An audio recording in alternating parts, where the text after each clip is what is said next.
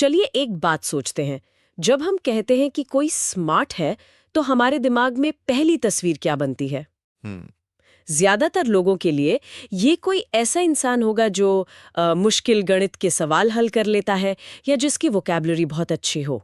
सही बात है, किताबी ज्ञान। हाँ बिल्कुल। हमारे स्कूल, कॉलेज, यहाँ तक कि नौकरियों के इंटरव्यूज भी वो इसी एक किताबी बुद्धिमानी को नापने के लिए बने हैं। और इसी एक पैमाने की वजह से मतलब बहुत सारी प्रतिभाएं अनदेखी रह जाती हैं। हाँ, हम सबने ऐसे दोस्त या रिश्तेदार देखे हैं जो स्कूल में शायद एवरेज थे, लेकिन आज अपने काम में माहिर हैं। बिल्कुल। कोई बेहतरीन शेफ है, कोई कमाल का मैकेनिक, या कोई ऐसा सेल्स पर्सन जो किसी को भी कुछ भी बेच सकता है। सही। समाज उन्हें हुनरमंद तो कह देता है। हाँ, हुनरमंद कहता है, लेकिन बुद्धिमान कहने से थोड़ा हिचकिचाता है। बिल्कुल। और यही आज की हमारी बातचीत का केंद्र है। हमारे श्रोता ने हॉवर्ड गार्डनर के बहुबुद्धि के सिद्धांत से जुड़े कुछ लेख भेजे हैं। अच्छा। तो आज हम सिर्फ ये नहीं समझेंगे कि ये सिद्धांत क्या है, बल्कि हम इसकी गहराई में उतरेंगे।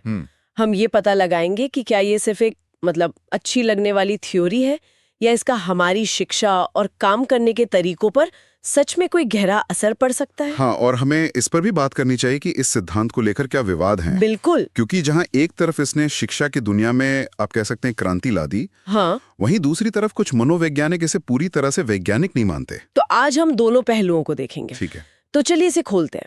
गार्डनर का ये जो सिद्धांत है 1983 में आया, और उसने सीधे सीधे IQ टेस्ट की जो धारणा थी उस पर सवाल उठाया। बिल्कुल, एक तरह से हमला ही किया।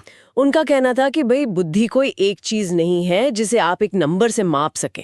हाँ। तो कहाँ से शुरू करें? शायद उन दो बुद्धियों से जिन्हें हमारे स्कूल कह सकते हैं पूछते हैं। हाँ बिल्कुल, भाषाई और तार्किक गणितीय बुद्धि। जी। इन्हें पारंपरिक बुद्धि कहा जा सकता है। भाषाई बुद्धि मतलब लिंग्विस्टिक इंटेलिजेंस। इसका मतलब है शब्दों पर आपकी पकड़। अच्छा। और ये सिर्फ अच्छी भाषा बोलना या लिखना नहीं है। नहीं, बल्कि भाषा का इस्तेमाल करके दूसरों को मनाना, समझाना और मनोरंजन करना भी। बिल्कुल। कवि, वकील, राजनेता, इन सब में ये बुद्धि बहुत मजबूत होती है। और दूसरी है तार्किक गणितीय बुद्धि। हाँ, लॉजिकल मैथमेटिकल इंटेलिजेंस। ये पैटर्न, तर्क और संख्याओं को समझने की क्षमता है। जैसे वैज्ञानिक, इंजीनियर। हाँ, वैज्ञानिक, इंजीनियर, कंप्यूटर प्रोग्रामर, ये सब इसी बुद्धि का इस्तेमाल करते हैं। ये लोग चीजों को एक क्रम में देखना पसंद करते हैं और अमूर्त विचारों के साथ काफी सहज होते हैं। दिलचस्प बात यह है कि ये दोनों अक्सर साथ में काम करती हैं, है ना? बिल्कुल। एक अच्छा वैज्ञानिक बनने के लिए आपको सिर्फ तार्किक बुद्धि नहीं चाहिए। आपको अपने रिसर्च को दूसरों को समझाने के लिए मजबूत भाषाई बुद्धि भी चाहिए। आप अपनी लैब में कितने भी ब्रिलियंट हों, सही बात है, अगर आप अपनी खोज को दुनिया को समझा नहीं सकते तो उसका असर सीमित रह जाएगा। लेकिन क्या ये कहना पूरी तरह सही है कि स्कूल सिर्फ इन्हीं दो पर ध्यान देते हैं? आजकल तो स्कूलों में संगीत, कला और खेल पर भी काफी ध्यान दिया जा रहा है। क्या ये गार्डनर के प्रभाव का नतीजा है या ये सिर्फ एक दिखावा है? ये एक बहुत अच्छा सवाल है। एनुअल डे पर एक डांस परफॉर्मेंस करवा देने से क्या हम सच में शारीरिक बुद्धि को सम्मान दे रहे हैं? नहीं, बिल्कुल नहीं। ऊपरी तौर पर देखें तो लगता है कि बदलाव आ रहा है, लेकिन ज्यादातर स्कूलों में आज भी अंतिम मूल्यांकन अकादमिक प्रदर्शन पर ही होता है। सही। कला या खेल को अभी भी एक्स्ट्रा करिकुलर ही माना जाता है। मुख्य पाठ्यक्रम से बाहर। हाँ, उन्हें असली पढ़ाई के बराबर का दर्जा नहीं दिया जाता। गार्डनर का सिद्धांत इसी सोच को चुनौती देता है। वो कहते हैं कि ये एक्स्ट्रा गतिविधियां नहीं हैं, ये अपने आप में बुद्धिमत्ता के अलग अलग रूप हैं। तो पारंपरिक स्कूलों में तो बस इन्हीं दो चीजों पर जोर है, भाषा और गणित। लेकिन मुझे लगता है यहीं पे कई लोग पीछे छूट जाते हैं। बिल्कुल। मेरे एक दोस्त को स्कूल में कमजोर माना जाता था क्योंकि उसे इतिहास की तारीखें याद नहीं रहती थी, लेकिन वो आज एक बहुत सफल इंटीरियर डिजाइनर है। अच्छा। उसकी प्रतिभा को गार्डनर का सिद्धांत कैसे देखता है? आपके दोस्त का उदाहरण एकदम सटीक है। ये हमें अगली बुद्धि की ओर ले जाता है, विजुअल स्पेशियल बुद्धि। Visual spatial intelligence. जी, ये दुनिया को 3D में देखने, समझने और अपने दिमाग में मौजूद छवियों को बदलने की क्षमता है। आपका दोस्त जब एक खाली कमरे को देखता है तो वो उसे खाली नहीं देखता। अच्छा। वो अपने दिमाग में देख सकता है कि सोफा कहाँ जाएगा, दीवारों का रंग क्या होगा, रोशनी कहाँ से आएगी। यही एक चित्रकार, एक मूर्तिकार या एक पायलट की बुद्धि है। वाह, ये तो कमाल की बात है। मैंने कभी सोचा ही नहीं था कि एक डांसर या एक सर्जन की जो शारीरिक सटीकता है उसे भी बुद्धिमत्ता कहा जा सकता है। हाँ। हम इसे हमेशा कौशल या हुनर कहकर अलग कर देते हैं। और यही गार्डनर की सबसे बड़ी देन है। उन्होंने इन हुनर को बुद्धि का दर्जा दिया। अच्छा। अगली है शारीरिक गतिक बुद्धि, बॉडीली काइनेस्थेटिक इंटेलिजेंस। जी। इसका सीधा सा मतलब है कि आप अपने शरीर पर कितना कंट्रोल रखते हैं और उसे कितने हुनर से इस्तेमाल करते हैं। एक क्रिकेटर का उदाहरण ले सकते हैं? बिल्कुल। सोचिए, एक क्रिकेटर के बारे में जो 1 सेकंड के 100वें हिस्से में गेंद की लाइन और लेंथ को समझकर शॉट खेलता है, या एक सर्जन जो कांपते हाथों से ऑपरेशन नहीं कर सकता। ये दिमाग और शरीर का एक अद्भुत तालमेल है। और फिर संगीत है। मेरे लिए संगीत सुनना एक हॉबी है, पर कुछ लोगों के लिए ये सोचने और जीने का तरीका है। बिल्कुल। ये है संगीतिक बुद्धि, म्यूजिकल इंटेलिजेंस। ये सिर्फ गाना या बजाना नहीं है। ये संगीत की लय, ताल, सुर और उसके भावनात्मक प्रभाव को गहराई से समझने की क्षमता है। सही। एक संगीतकार जब कोई धुन बनाता है तो वो गणितज्ञ की तरह ही पैटर्न और संरचनाओं का इस्तेमाल कर रहा होता है, बस उसका माध्यम अलग होता है। अच्छा, जैसे छोटे बच्चों को पहाड़े या कविताएं गाकर सिखाना। हाँ, वो इसी बुद्धि के इस्तेमाल का एक छोटा सा उदाहरण है। लेकिन यहीं पर आलोचक सवाल उठाते हैं, है ना? हाँ, बिल्कुल। मैंने कुछ लेखों में पढ़ा है कि कई मनोवैज्ञानिक कहते हैं कि गार्डनर जिन्हें बुद्धि कह रहे हैं वे असल में सिर्फ प्रतिभा या कौशल हैं। जी, ये इस सिद्धांत की सबसे बड़ी आलोचना है। उनके अनुसार बुद्धि एक सामान्य क्षमता है जो हर क्षेत्र में लागू होती है, जबकि संगीत या खेल एक विशेष प्रतिभा है। इसमें क्या सच्चाई है? देखिए, इस बहस को समझना जरूरी है। गार्डनर ने बुद्धि को परिभाषित करने के लिए कुछ कड़े मापदंड तय किए थे। जैसे क्या वो क्षमता मस्तिष्क के किसी खास हिस्से से जुड़ी है? मतलब क्या ब्रेन डैमेज होने पर सिर्फ वही एक क्षमता खत्म हो सकती है, बाकी सब ठीक रहें? अच्छा। दूसरा, क्या उसका कोई विकासवादी इतिहास है? यानी क्या वो क्षमता इंसान को जीवित रहने में मदद करती थी? इन मापदंडों के आधार पर गार्डनर का तर्क है कि ये सिर्फ प्रतिभाएं नहीं हैं, बल्कि पूरी तरह से विकसित स्वतंत्र बुद्धिमत्ताएं हैं। लेकिन आलोचकों का कहना है कि इसके लिए पर्याप्त एम्पेरिकल एविडेंस यानी प्रयोगात्मक सबूत नहीं है, तो ये बहस आज भी जारी है। ये समझना वाकई जरूरी है।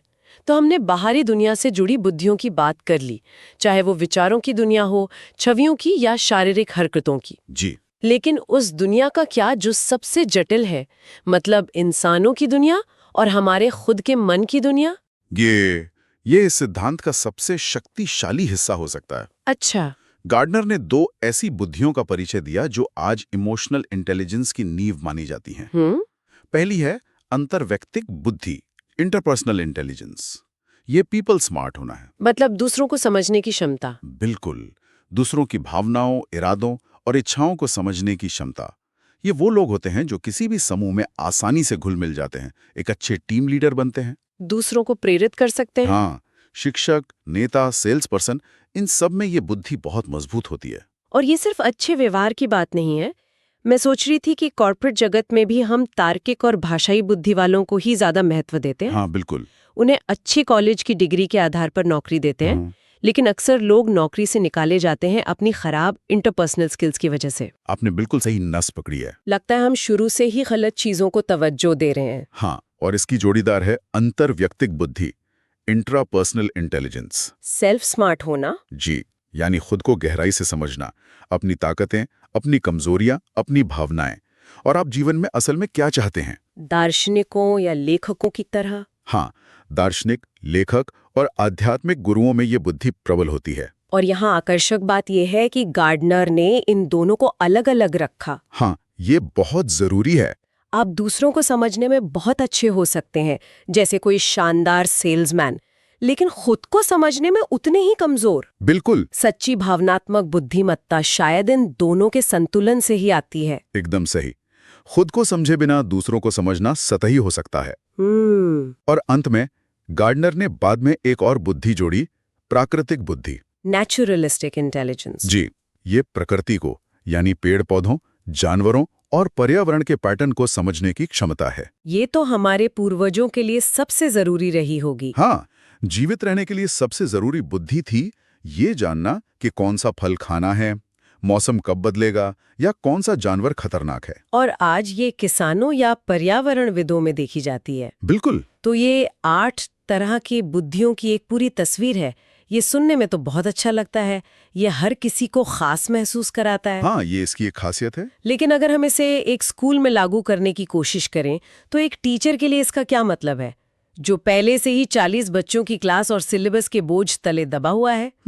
ये सिद्धांत व्यावहारिक भी है या सिर्फ एक आदर्शवादी सपना है? ये सबसे जरूरी सवाल है और इसका जवाब है नहीं, ये सिर्फ सपना नहीं है। अच्छा। इसका पहला व्यावहारिक असर है मानसिकता में बदलाव। शिक्षक को यह समझना होगा कि क्लास में बैठा हर बच्चा अलग है। इसका मतलब ये नहीं है कि वो कमजोर है।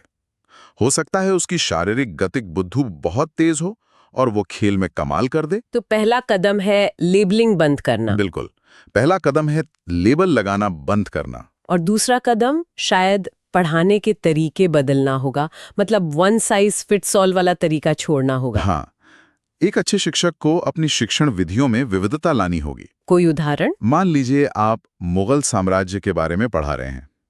पारंपरिक तरीका है तारीखें और नाम रटाना, जो बहुत बोरिंग हो सकता है। हाँ, लेकिन गार्डनर के सिद्धांत का उपयोग करके आप कहानी सुना सकते हैं। भाषाई बुद्धि। उस दौर की इमारतों के मॉडल बनवा सकते हैं। दृश्य स्थानिक। उस समय के संगीत पर चर्चा कर सकते हैं या बच्चों से एक छोटा नाटक करवा सकते हैं। संगीतिक और शारीरिक गतिक और अंतर्वैयक्तिक भी। बिल्कुल। इस तरह आप एक ही विषय को अलग अलग दरवाजों से बच्चों के दिमाग तक पहुंचा रहे हैं। लेकिन यहाँ एक खतरा भी है, जिसके बारे में शायद गार्डनर ने खुद चेतावनी दी थी। जी, बिल्कुल दी थी। कुछ स्कूलों ने इस सिद्धांत का गलत इस्तेमाल करना शुरू कर दिया। उन्होंने बच्चों को डब्बों में बंद करना शुरू कर दिया। हाँ। ओ, ये एक विजुअल बच्चा है, इसे लिखने के लिए मत कहो, या ये एक काइनेस्थेटिक बच्चा है, इसे बस खेलने दो। और ये इस सिद्धांत की सबसे बड़ी गलतफहमी है। अच्छा। गार्डनर का मकसद बच्चों को लेबल करना कभी नहीं था। उनका उद्देश्य था कि शिक्षक बच्चे की मजबूत बुद्धि को एक पुल की तरह इस्तेमाल करें, ताकि उसकी कमजोरियों को भी सुधारा जा सके। बिल्कुल। अगर बच्चा विजुअल है तो उसे लिखने के लिए मना मत करो, बल्कि उसे लिखने के लिए प्रेरित करने के लिए माइंड मैप या चित्र बनाने के लिए कहो। मतलब मजबूती का इस्तेमाल कमजोरी को सहारा देने के लिए करना है। हाँ, उसे नजरअंदाज करने के लिए नहीं। ये बाल केंद्रित और समावेशी शिक्षा के विचार से भी जुड़ता है ना? हाँ, बिल्कुल। चाइल्ड सेंटर्ड और इंक्लूसिव एजुकेशन, शिक्षा का केंद्र बच्चा होना चाहिए, न कि सिलेबस।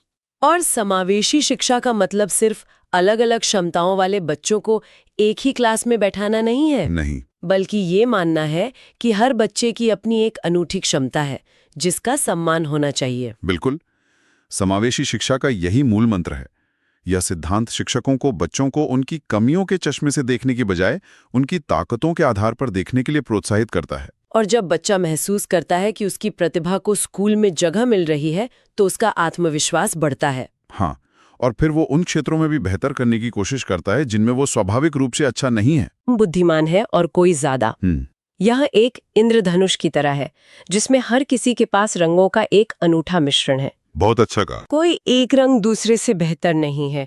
भाषाई और तार्किक बुद्धि जरूरी है, लेकिन दुनिया को चलाने के लिए उतनी ही जरूरत एक कुशल मैकेनिक, एक सहानुभूति रखने वाली नर्स और एक प्रेरणा देने वाले कलाकार की भी है। और जब हम इस सच्चाई को समाज के स्तर पर स्वीकार करते हैं, तो इसका असर सिर्फ स्कूलों तक सीमित नहीं रहता। सही बात है। ये हमारे काम करने की जगहों, हमारे परिवारों और हमारे एक दूसरे को देखने के नजरिए को बदल सकता है। हम शायद ये समझ पाएंगे कि एक टीम में सिर्फ आईक्यू वाले जीनियस भरने से काम नहीं चलेगा। हमें ऐसे लोगों की भी जरूरत है जो टीम को एक साथ जोड़कर रख सके। बिल्कुल। इस सिद्धांत को स्वीकार करने का मतलब है कि हम उस मैकेनिक की सराहना करें जो इंजन की आवाज सुनकर समस्या बता देता है। हाँ। या उस नर्स की जो मरीज की अनकही जरूरत को समझ लेती है। वे भी उतने ही स्मार्ट हैं जितना एक यूनिवर्सिटी का प्रोफेसर। शायद उनकी बुद्धिमत्ता अलग है, लेकिन कम नहीं। ये सिद्धांत हमें सोचने के लिए एक बहुत ही महत्वपूर्ण सवाल छोड़ जाता है। क्या कल्पना कीजिए कि अगर हमारे स्कूल, हमारे कॉलेज और हमारी कंपनियां हर तरह की बुद्धि को, चाहे वो तार्किक हो, संगीतिक हो या अंतर्वैयक्तिक, बराबर सम्मान और अवसर देना शुरू कर दें। अगर नौकरी के लिए इंटरव्यू में आपसे सिर्फ आपके अकादमिक रिकॉर्ड के बारे में नहीं, बल्कि ये भी पूछा जाए कि आप टीम में कैसे काम करते हैं, आप तनाव को कैसे संभालते हैं और आप नई चीजें कैसे सीखते हैं, तो हमारी दुनिया कितनी अलग और शायद कितनी बेहतर